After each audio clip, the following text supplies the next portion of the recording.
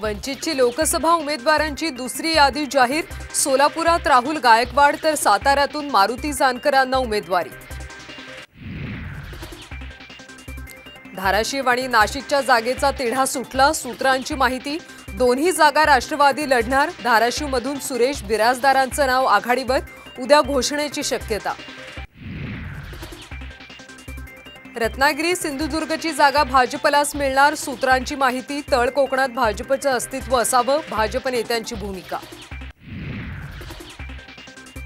नागपुरात वंचितचा काँग्रेसला पाठिंबा हे भाजपचंच षडयंत्र, नाना पटोलेंचा आरोप। तर पटोले आणि भाजपचे छुपे संबंध, आंबेडकरांचा प्रत्यारोप। अकोला मतदारसंघात काँग्रेसनं प्रकाश आंबेडकरांच्या विरोधात उमेदवार देऊ नये, महाविकास आघाडीच्या नेत्यांची भूमिका। सूत्रांची माहिती, माझा नेता पलटूराम निघाला। शिवतारेंच्या कार्यकर्त्याचं खरमरीत पत्र, पुरंदरचा तह असा मथळा असलेलं पत्र सोशल मीडियावर व्हायरल। हुकुमशाही विरोधात अबकी बार भाजप तडीपार, उद्धव ठाकरेंचा दिल्लीत नारा। तर केजरीवाल आणि सोरेन यांना अटक, हा लोकशाहीवरचा हल्ला, शरद पवारांचा घणाघात। केजरीवाल सोरेन यांना अटक, ही मॅच फिक्सिंग, राहुल गांधींचा मोदी सरकारवर हल्लाबोल।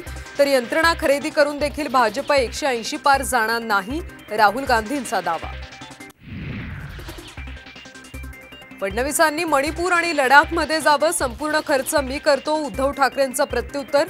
तर फडणवीसांनी ठरवल्यास कोविड बॅग फाईल सिनेमा काढू शकतात, बावनकुळेंचा पलटवार। महात्मा गांधींवरचा लगे रहो मुन्नाभाई हा सुपरहिट सिनेमा पहा, पटोलेंनीही फडणवीसांना डिवचलं। तर फडणवीसांनी टिंगल टवाळे बंद करण्याचीही केली टीका।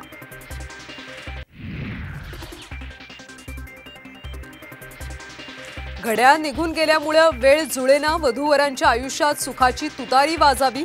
अमोल कोल्हेंची विवाह सोहळ्यात कोपरखळी, तर शुभकार्यात वाचाळगेरांसारखं बोलणं योग्य नाही, आढळराव पाटलांचा पलटवार। भंडाऱ्यात बागेश्वर बाबांच्या विरोधात गुन्हा दाखल, मानव सेवा परिवाराचे संस्थापक जुमदेव ठुबरीकर यांच्याबाबत आक्षेपार्ह विधान केल्याचा आरोप।